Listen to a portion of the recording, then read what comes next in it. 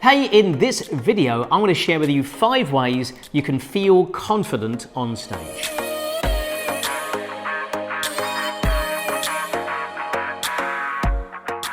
Hi, I'm Andy Harrington. I'm founder of the Professional Speakers Academy and also Sunday Times bestselling author of Passion into Profit. Now, if you have done presentations before to a group live or indeed done video like this, you know sometimes nerves can get the better of you. So these 5 tips can really help you feel more confident on stage or indeed on camera.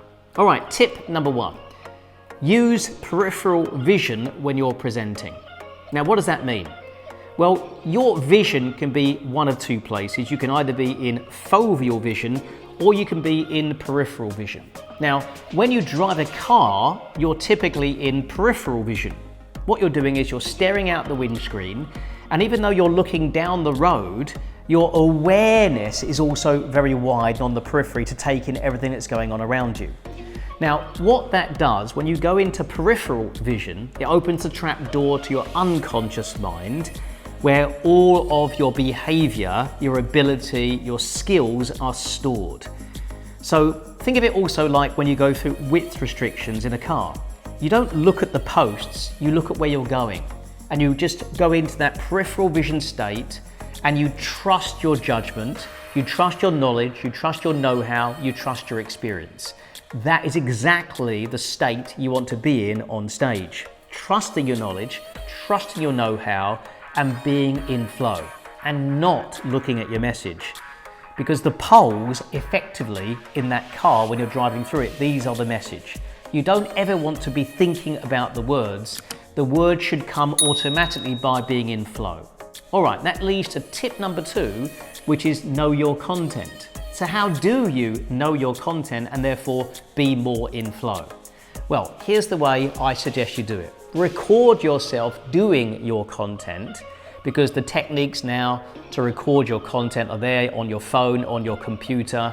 You could even talk to your slides and do a screen capture or video to record all of that and time it, or you can do all of that. Once you've recorded it and you're happy with it, then just listen it back a number of times.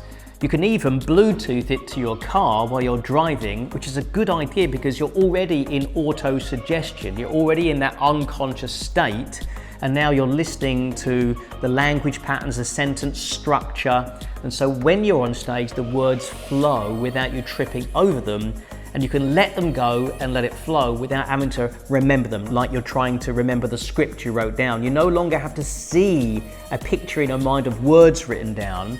The words automatically come because you've already created that flow already by listening to it over and over again in your car by Bluetooth. All right, number 3 is use rhetorical questions when you present. Now, what does that mean?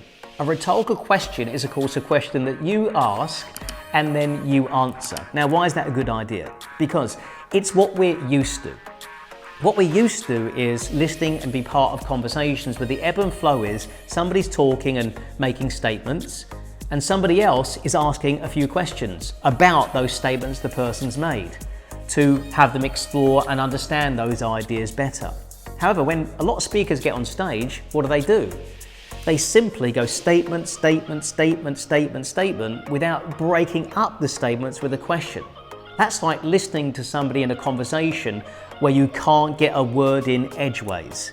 Now, obviously, in a scenario where you're doing a video or a live audience, you don't actually necessarily want them to ask questions because it's not Q&A. But if you ask the questions they're thinking, then they don't have to ask the question because you ask it for them. Does that make sense? What's the right question to ask? It's the question they're thinking. So as you're listening back to your content, ask this question of yourself. Given what I've just said, what question would they naturally ask me next? And then you ask that question and then you answer it, and your content gets broken up and it allows your audience to go into quizzical mindsets to open themselves up to learning rather than just get bored. Now, the net effect to you is it just makes it easier for you because really your questions trigger your content. That way, you never get stuck or running at something to say because you just ask a question based on what you've just said and it funnels down into more detail and even more value. All right, now, If you've enjoyed these tips so far, then you might want to subscribe to this channel, because I'm going to be sharing lots of great information about how to present, how to perform on camera, on stage, but not just performing, also creation. How do you create the content? How do you use the slides? How do you perform it in front of an audience? How do you do it in front of a camera? How do you do webinars? How do you perform a presentation where you want to make a sale? How do you do it when you want to get applause? How do you do it if you're not used to doing this? How do you get the edge if you're already successful? How do you position your message? How do you ultimately tell stories?